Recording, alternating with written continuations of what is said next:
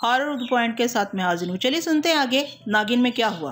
अब वो इस तलाश में थी कि कोई ऐसी हस्ती मिल जाए जो मुकामी हो ताकि इसे दोस्ती गांठ कर यहाँ के मौजूदा हालात का पता चले, ताकि फिर शहनशाह सीजर के दरबार में जाऊं और पता चलाऊं कि शिमाला के तिलस्मी जूते कहाँ हो सकते हैं। इन्हीं सोचों में शकुंतला चली जा रही थी कि उसे एक दरख्त के नीचे बैठी एक 20-22 साल खूबसूरत लड़की रोती हुई दिखाई दी।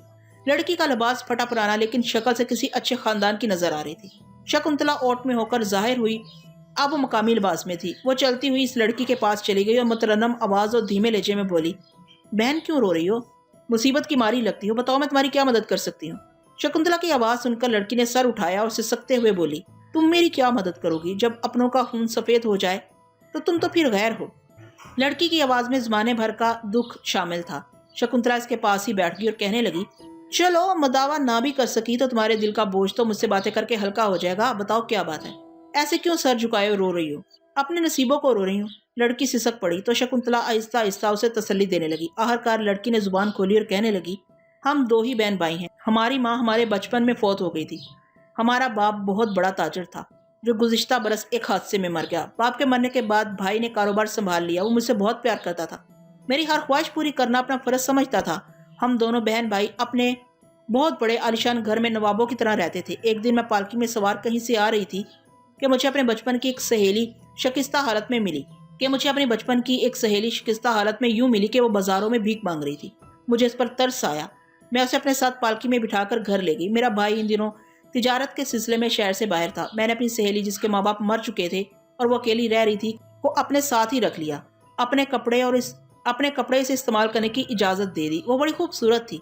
आराम और साइश मिला तो और निखर गई। जब मेरा भाई तिजारत करके वापस आया तो मेरी सहेली को देखकर दंग रह गया और इस पर आशिक हो गया। मेरी सहेली ने भी इस सुनहरी मौके से पूरा फायदा उठाया और मेरे भाई को अपने इश्क में मुब्तला करके उसे अपनी उंगलियों पर नचाने लगी।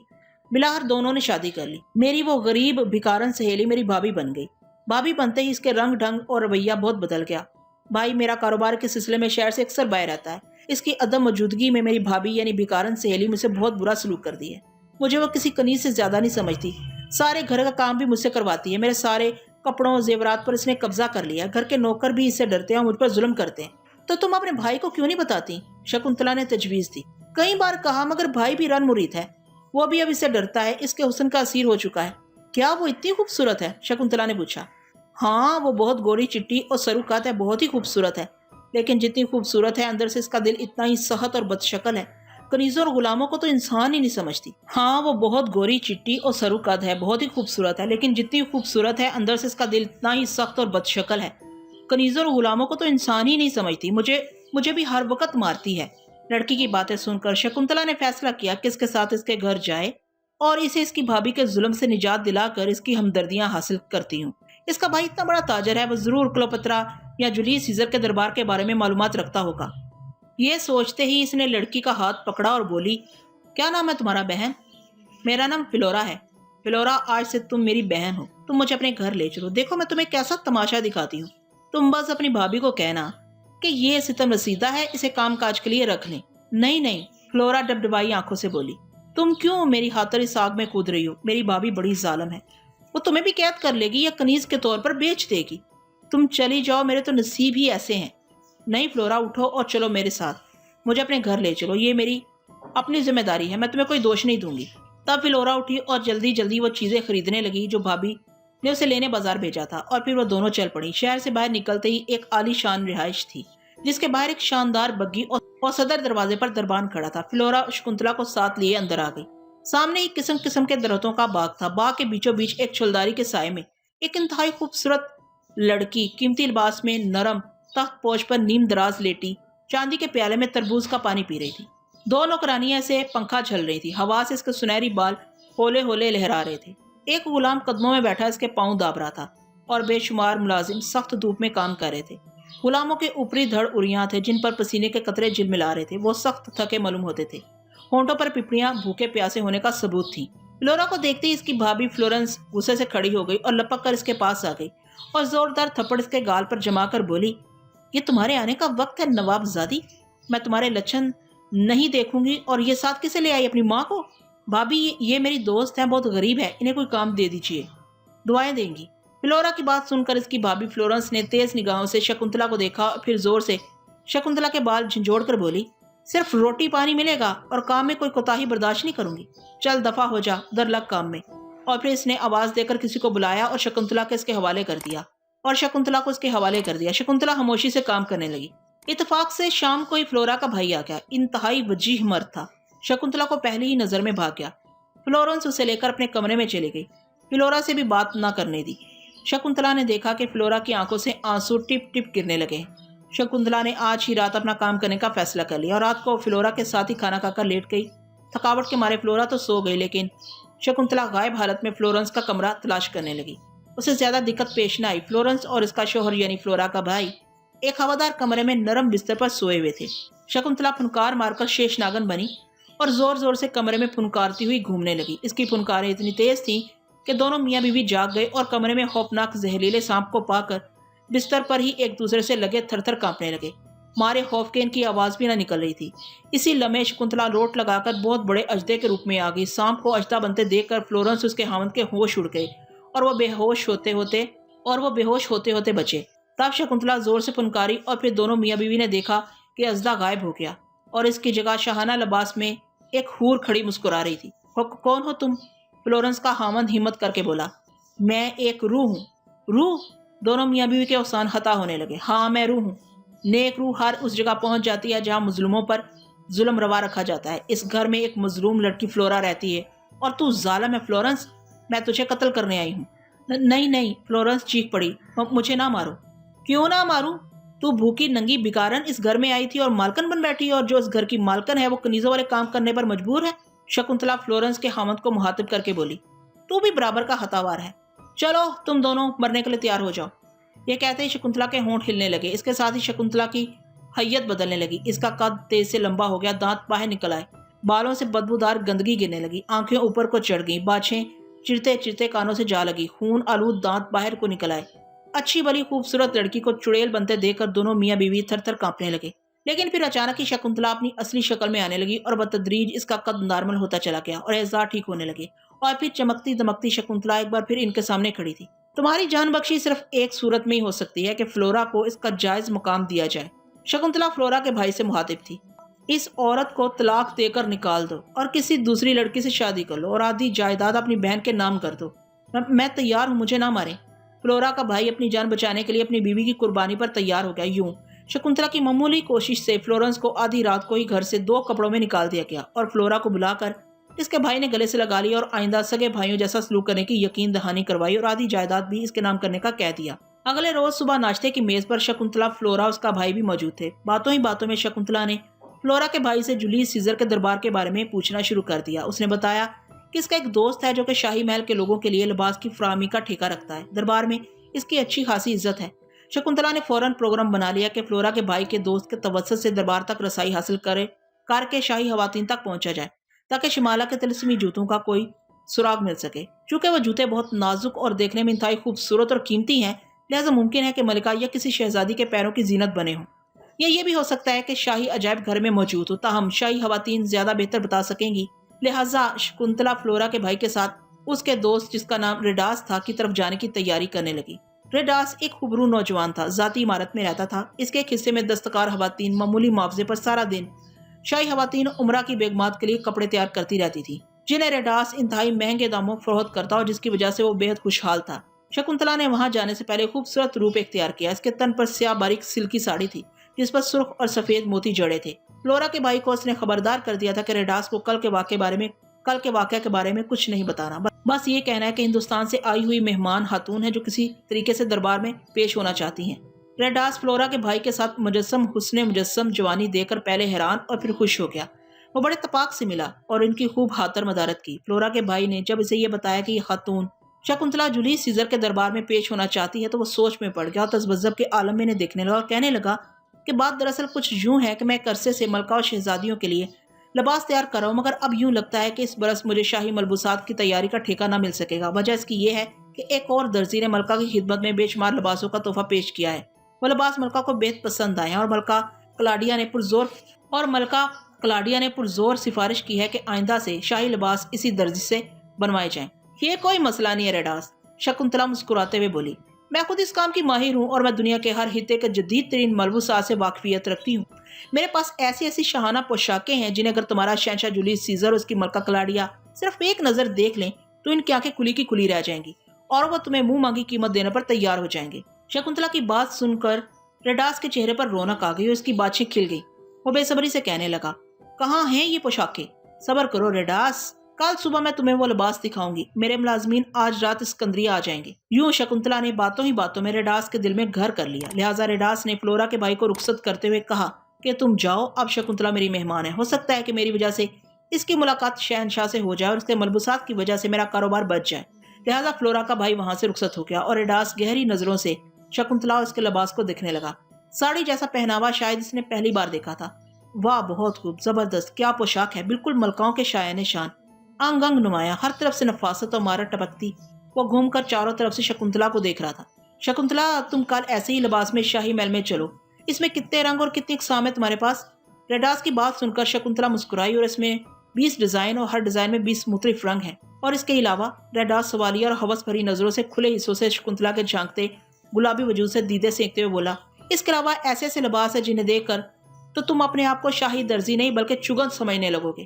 شکنتلا اس کی نظروں کا مفہوم بھانپتے ہوئے گہری نشیلی مسکراہٹ سے بولی تو ریڈاس نے اس لفظی توہین پر اسے عجیب سی نظروں سے دیکھا اور پھر جھیمتے ہوئے بات بدل کر کہنے لگا، لیکن اگر تمہارے ملازمین بروقت مال لے کر نہ پہنچ پائے تو یہ تمہارا مسئلہ نہیں ہے۔ شکنتلا نے لمبے بالوں کو دائیں ہاتھ کی درمیانی انگلی سے کانوں کے پیچھے کرتے ہوئے جواب دیا، اور پھر اگلی صبح ریڈاس نیند سے بیدار ہوا تو ملازمین نے اسے آگاہ کیا کہ حویلی کے باہر دروازے پر لکڑی کی مہر بند پیٹیوں کا ڈھیر لگا ہے۔ ریڈاس ملازمین کے ساتھ گیا، ایک آدھ پیٹی کو کھلوا کر دیکھا تو اس میں مختلف رنگ کے بے شمار جھلملاتے ملبوسات تھے جنہیں دیکھ کر ریڈاس کی آنکھیں کھلی کی کھلی رہ گئی۔ ایسے ڈیزائن اور انتہائی قیمتی کپڑا اور اس قدر نفاست سے سلائی۔ وہ بھاگا بھاگا شکنتلا کے کمرے میں گیا جو بے سدھ سوئی پڑی تھی۔ اس نے شکنتلا کو جگا کر بتایا کہ باہر تو بے شمار لکڑی کی پیٹیاں پڑی ہیں جو سب کی سب شاہانہ لباسوں سے لبالب ہیں۔ تو شکنتلا مسکرا کر اٹھ بیٹھی اور پھر زوردار انگڑائی لینے لگی۔ ریڈاس اس کے حسن میں لمحے بھر کو کھویا تو شکنتلا نے مسکرا کر ہاتھ چھوڑ دیے اور ریڈاس سے مخاطب ہوئی، ہاں، رات کو مجھے پتا تھا کہ ملازمین نے آنا ہے، میں تمہاری حویلی کے باہر ہی کھڑی ہو گئی تھی اور سامان لے کر میں نے ملازمین واپس کر دیے ہیں، تو مجھے اٹھا دیتی، ملازمین کو کچھ کھلاتا پلاتا وہ یہاں آرام کر لیتے۔ نہیں، شکنتلا اٹھ کر لباس کی سلوٹیں دور کرتے ہوئے کہنے لگی، یہ میرا معاملہ ہے، میں ملازموں کو ملازم ہی دیکھنا چاہتی ہوں، میں نے تمہاری نیند میں مغل ہونا مناسب نہ سمجھا تھا۔ بہرحال چھوڑو یہ باتیں اور جولیس سیزر کے دربار میں چلنے کی تیاری کرو۔ شکنتلا ریڈاس کے ساتھ 2 گھوڑوں والے رتھ پر سوار ہو کر اسکندریہ شہر کے وسط ساحل سمندر پر واقع شہنشاہ جولیس سیزر کے شاہی محل کے پاس پہنچی تو محل کی وسعت اور اس کے گرد کی گہما گہمی سے متاثر ہوئے بغیر نہ رہی۔ طرز تعمیر اتنی دلکش تھی کہ بے اختیار اس کے منہ سے واہ واہ نکل گیا۔ محل کے صدر دروازے سے نصف کوس پہلے ہی ایک فوجی چوکی پر انہیں روک لیا گیا تو ریڈاس، جسے وہاں سب جانتے تھے، اس نے آنے کا مدعا بیان کیا تو اس کی سواری کو آگے جانے کا اجازت نامہ مل گیا۔ ان کے پیچھے پیچھے 2 چھکڑوں پر پیٹیاں لدی تھی جنہیں چند غلام کھینچ رہے تھے اور کچھ پیچھے سے دھکیل رہے تھے۔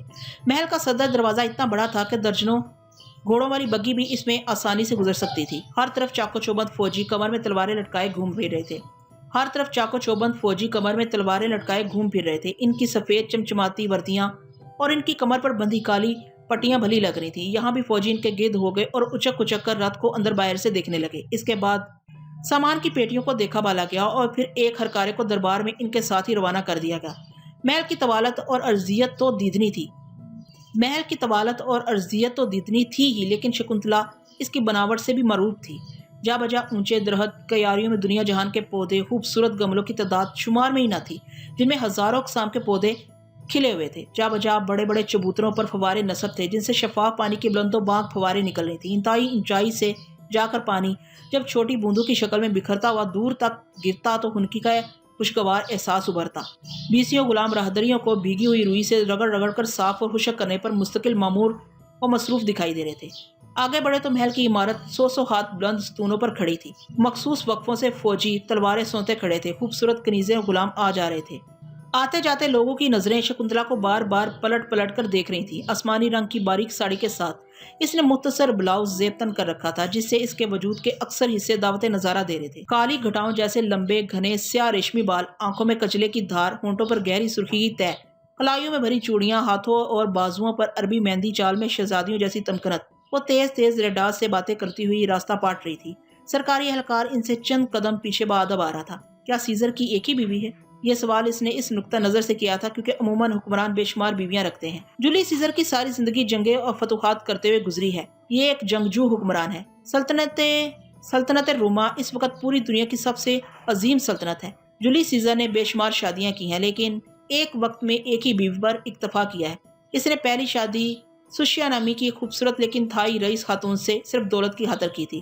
ان دنوں سیزر حکمران نہ تھا، اسے دولت کی بہت ضرورت تھی۔ وقت گزرا، مطلب نکل گیا تو سیزر نے سوشیا کو چھوڑ دیا اور اپنی من پسند حسینہ جو اس کی پہلے بھی محبوبہ رہ چکی تھی اس سے بیاہ رچا لیا، لیکن یہ جلدی فوت ہوگی تو اس نے پمپئی اعظم کی بھتیجی سے شادی کر لی جو اس شادی سے خوش نہ تھی۔ وہ کسی اور کو دل دے چکی تھی۔ سیزر کی ملکہ بننے کے بعد بھی اس نے اپنے محبوب سے ناتا نہ توڑا بلکہ سیزر کو کہہ کر اس کا صف بنوا دیا۔ یوں اس سے چوری چھپے ملاقاتیں جاری رہیں جن کا آخرکار سیزر کو پتہ چل گیا تو اس نے پمپئی اعظم کی بھتیجی کو بھی طلاق دے دی اور ایک حسین اور جوانی سے لبریز ابھرتے شباب کی مالک کمسن لڑکی کلوپرینا سے شادی رچا لی۔ ویسے آج کل سیزر کی بیوی ملکہ کلاڈیا ہے۔ ریڈاس شکنتلا کو سیزر کی بیویوں کی تفصیل بتانے کے ساتھ ساتھ شاہی دربار کے ایوان کے باہر اس جگہ پہنچ گیا جہاں جا بجا محرابی دروازے تھے۔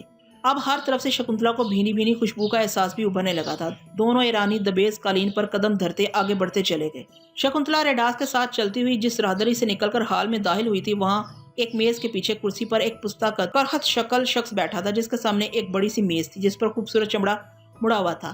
اس شخص کے دائیں ہاتھ پر سیاہی کی دوات تھی جس پر بانس کا لمبوترا سا قلم تھا جس کی مدد سے وہ شہنشاہ کے سامنے پیشی کے خواہش مند حضرات کا نام تحریر کر رہا تھا۔ ریڈاس نے اپنا نام اور اپنا کام تحریر کروایا۔ شکنتلا نے دیکھا کہ ریڈاس کو تقریباً سبھی جانتے تھے۔ انہیں اگوی قطار میں وہ خالی نشستیں دے دی گئیں جس پر وہ جا کر بیٹھ گئے۔ اکثر لوگ شکنتلا کو شوقین نگاہوں سے کنکھیوں سے دیکھ رہے تھے۔ حالانکہ دربار میں ایک سے ایک پری چہرہ موجود تھی مگر شکنتلا کا مشرقی ملکوتی حسن، ساڑی جیسا اجنبی لیکن قابل دید پہناوا سے ڈول جسم اور پرکشش شخصیت میں بات ہی کچھ اور تھی۔ شکنتلا ریڈاس کی بغلی نشست پر ٹانگ رکھ کر بیٹھ گئی۔ دربار میں اس وقت کوئی سنجیدہ مسئلہ پیش تھا جبھی تو سلطنت روما کے مختار کل جولیس سیزر کی ذہانت سے معمور آنکھوں میں فکر و اضطراب کی پرچھائیاں رقص کر رہی تھیں۔ شکنتلا نے دیکھا کہ سبھی لوگ خاموش تھے اور سب کی نظریں بار بار مہمانوں کی آمد کے داخلی دروازے کی جانب اٹھ رہی تھی۔ کیسی اسلام میں چند فوجیوں کے پہرے میں دو آدمی داخلی دروازے سے اندر آتے دکھائی دیے۔ ایک 13-14 سالہ لڑکا جو اپنی وضع قطع سے کسی چھوٹی ریاست کا بادشاہ نظر آتا تھا۔ یہ بچے کچے مصر کا کمزور اور نام نہاد فرعون بطلیموس ہے اور پیچھے والا اس کا وزیر یوتھینوس ہے۔ ریڈاس نے شکنتلا کے کانوں میں سرگوشی کی تو شکنتلا سر ہلا کر رہ گئی۔ شکنتلا کا خیال تھا کہ جنرل جولیس سیزر اٹھ کر پرتواق انداز میں مصر کے بادشاہ سے ملے گا مگر جولیس تو اپنی جگہ سے ہلا تک نہیں اور نہ ہی اس نے ملانے کے لیے ہاتھ بڑھایا بلکہ صرف بطلیموس کو ایک کرسی کی طرف اشارہ کر کے بیٹھنے کو کہا جبکہ نوس شرمندہ انداز میں کھڑا رہا۔ پھر جنرل جولیس سیزر کچھ دیر بطلیموس سے جارحانہ، حکمانہ اور تنزیہ انداز سے گفتگو کرتا رہا جبکہ مصر کا فرما روا بطلیموس مسلسل معزت خوانہ اور سہمے ہوئے انداز میں باتیں کرتا رہا۔ دونوں کی گفتگو آہستہ آہستہ تھی، قریب کے لوگوں کو شاید ہی سمجھ آ رہی ہو لیکن شکنتلا اور ریڈاس تک آواز نہ آ رہی تھی۔ دونوں کی بات چیت زیادہ طویل نہ ہوئی اور بطلیموس اور نوس جس انداز سے آئے تھے اسی انداز میں اٹھ کر چلے گئے۔ اس کے بعد فردن ایک تسلسل سے جنرل جولیس سیزر لوگوں سے ملاقات کرتا رہا۔ بعض معاملات میں وہ اپنے وزراء بروٹس اور سپاسلا اقتدین سے مشورہ کر لیتا۔ فلحال ریڈاس کی باری آ گئی تو ریڈاس اٹھ کر جولیس سیزر کے سامنے جا پہنچا اور پہلے سے طے شدہ منصوبے کے تحت اس نے جھکتے ہوئے عرض کی کہ اے رومت الکبریٰ کے عظیم جنریل اور حکمران، غلام آپ کی خدمت میں ایک عرصے سے آپ کے لیے خوشنما پیرہن مہیا کر رہا ہے۔ آج حق سار اس لیے حاضر ہوا ہے کہ میری ایک بہن جو ہند سے خاص طور پر عظیم حکمران اور شاہی خاندان کے لیے کچھ ملبوسات کے تحائف لائی ہے، اس دعوے کے ساتھ کہ آپ کے شائن شان بھی ہیں اور آپ کو ضرور پسند آئیں گے۔ یہ کہہ کر ریڈاس رکوع تک جھکا پھر سیدھا ہو کر خاموش بادب کھڑا ہو گیا۔ بلاؤ اپنی بہن کو۔ فرمانروا روم کی اجازت پا کر ریڈاس نے شکنتلا کو پیش ہونے کا اشارہ کیا جو اقوی نشست سے اٹھ کر چھوٹے چھوٹے قدم اٹھا کر حواس اور حکمرانوں کے سامنے آ کھڑی ہوئی اور دل فریب مسکراہٹ کے ساتھ جولیس سیزر کے سامنے ایک ادا سے جھکی اور پھر سیدھی ہو گئی۔ اس اسنا میں محل کے غلاموں نے دستور کے مطابق شکنتلا کا سامان دربار کے باہر پہنچا دیا تھا۔ شکنتلا کے اشارے پر دو غلاموں نے لکڑی کی پیٹی کھول کر اس سے سلی سلائی نازک اور ریشمی پوشاکیں باہر نکال لیں۔ شکنتلا نے چونکہ 21ویں صدی دیکھ رکھی تھی لہٰذا اس نے جدید ترین کپڑوں کے ڈیزائن اپنے ذہن میں رکھ لیے تھے اور ریڈاس کے گھر راتوں رات اپنے ذہن میں 21ویں صدی کے ڈیزائنوں کو مد نظر رکھتے ہوئے اپنی طلسماتی طاقت سے نفیس کپڑے جو سیزر کے زمانے میں سوال ہی نہیں پیدا ہوتا تھا ملتے ہوں اور ہاتھ سے سوئی دھاگے کی سلائی کے اس دور میں آٹومیٹک مشینوں پر سلے ہوئے کپڑے جادوئی طاقت سے پیٹی بند کیے تھے۔ آپ شکنتلا نے جولیس سیزر کی خدمت میں ایک 3 پیس انگریزی سوٹ پیش کیا اور چونکہ قبل مسیح کا دور تھا لہٰذا کوٹ پتلون جیسے لباس کا تصور تک نہ تھا۔ جولیس سیزر کپڑے کی بناوٹ، سجاوٹ اور نفاست کی داد دیے بغیر نہ رہ سکا اور مسکراہٹ اس کے کرہت چہرے پر ظاہر ہو گئی۔ اس نے اشتیاق امیز نظروں سے شکنتلا کو دیکھنا شروع کر دیا جو اب سلک کا شلوار کرتا جس پر خوبصورت کڑائی کے ساتھ واسکٹ بھی تھی نکال کر پیش کر رہی تھی، جسے دیکھ کر رومی جنرل داد دیے بغیر نہ رہ سکا۔ شکنتلا اب ایک بنارسی ساڑی ہاتھ میں پکڑے ملکہ کلاڈیا کے پاس پہنچ چکی تھی۔ یہ ہند کا پہناوا تھا۔ ابھی ملکہ کلاڈیا شوق ذوق سے ساڑی دیکھ رہی تھی کہ شکنتلا نے زنانہ شلوار قمیض اور بیل باٹم اور ٹی شرٹس بھی ملکہ کی خدمت میں پیش کر دی اور خود اپنی زلفیں سر کے حفیف جھٹکے سے پیچھے کر کے بادب کھڑی ہو گئی۔ ملکہ کلاڈیا اور جنرل جولیس سیزر کئی منٹ تک لباسوں کو دیکھتے رہے اور پھر ایک دوسرے کی طرف دیکھ کر مسکرائے۔ داد دینے کے انداز میں سر ہلا کر اپنی پسندیدگی کا اظہار کیا۔ ریڈاس انداز میں کہا۔ جولیس سیزر نے باروب انداز میں کہا، تمہاری بہن آج شاہی مہمان ہے، باقی ملبوسات ہم شام کے اوقات میں دیکھیں گے، تم بھی انہی کے ساتھ شاہی مہمان ہو، رات کے کھانے پر تم لوگ ہمارے ساتھ ہوگے۔